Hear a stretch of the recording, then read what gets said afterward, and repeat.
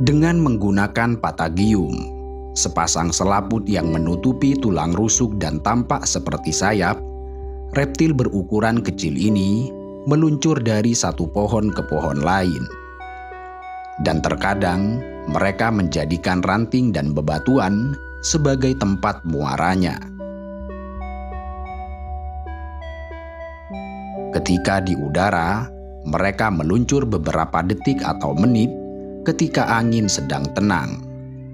Sementara saat angin kencang atau hujan, mereka lebih memilih untuk merayap di atas pohon.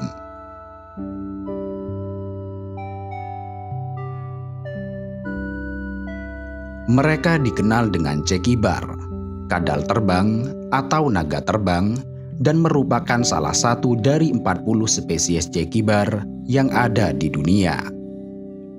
Di Indonesia, terdapat 21 jenis cekibar yang sudah terdaftar dan tersebar di wilayah Sumatera, Jawa, Bali, Kalimantan, Nusa Tenggara Timur, dan Sulawesi.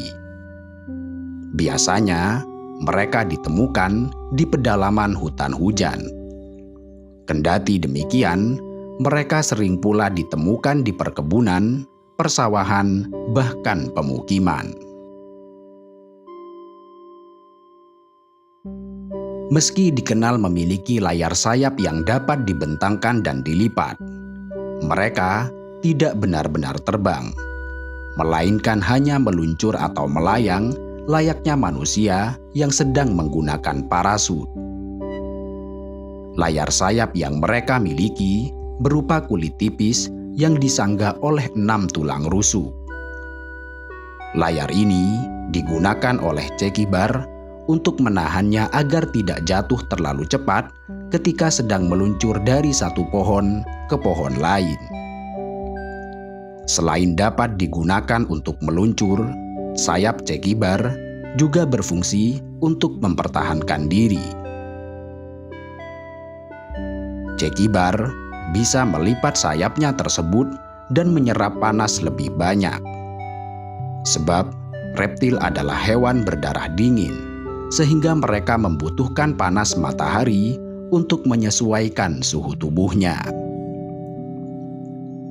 Sebelum meluncur, cekibar akan mencari ranting terbuka untuk bersiap-siap. Selanjutnya, mereka mendorong tubuhnya ke depan dan melepaskan pegangannya, lalu merentangkan layar sayapnya.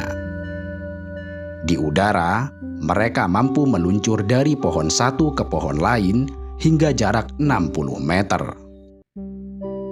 Aliran udara yang menerpa patagium akan memberi daya angkat kepada cekibar sehingga mereka dapat melayang selama mungkin di udara. Dan jika ingin mengubah arah terbangnya, mereka akan menggerakkan arah ekornya yang panjang.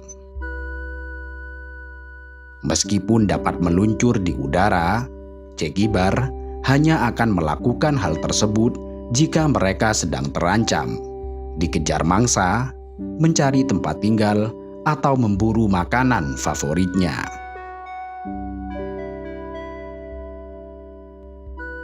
Selain layar sayap yang menjadi ciri khasnya, cekibar jantan memiliki kantung dagu berwarna kuning.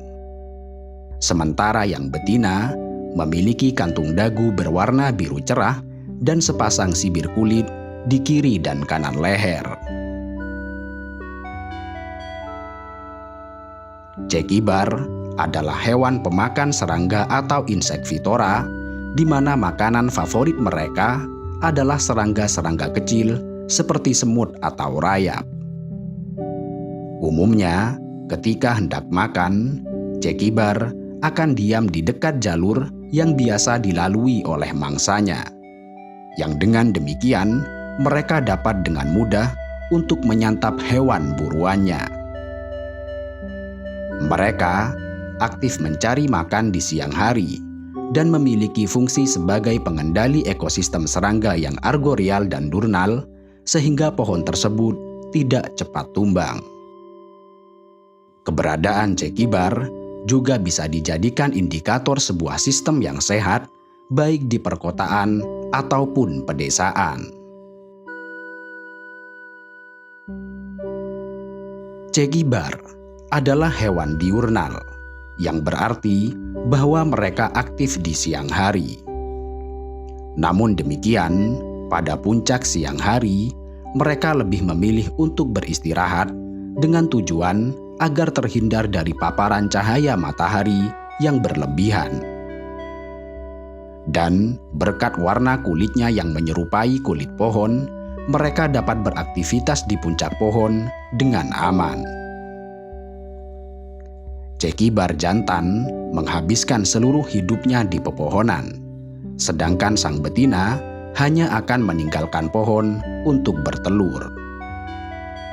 Bagi cekibar, pohon bukan sekedar rumah, namun juga tempat mencari makan serta menemukan pasangan yang sesuai.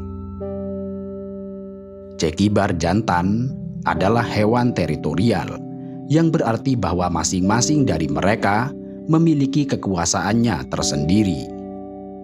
Karena itu, ketika mereka berpapasan dengan pejantan lain, ia akan menggertak pejantan tersebut atau bahkan menyerangnya hingga salah satu dari mereka terbang ke pohon lain.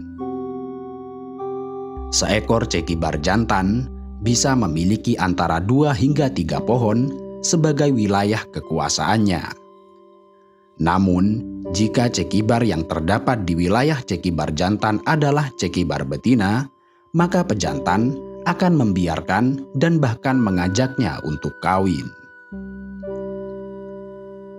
Untuk memikat cekibar betina, cekibar jantan akan merentangkan membran sayap dan dagunya, atau dengan berjalan melingkari sang betina.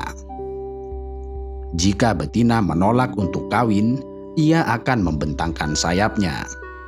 Tetapi, jika ia menyukai ajakan sang pejantan, keduanya akan melakukan perkawinan. Usai perkawinan, betina akan turun ke tanah untuk membuat lubang dengan cara menusuk-nusukkan kepalanya ke dalam tanah layaknya sekop.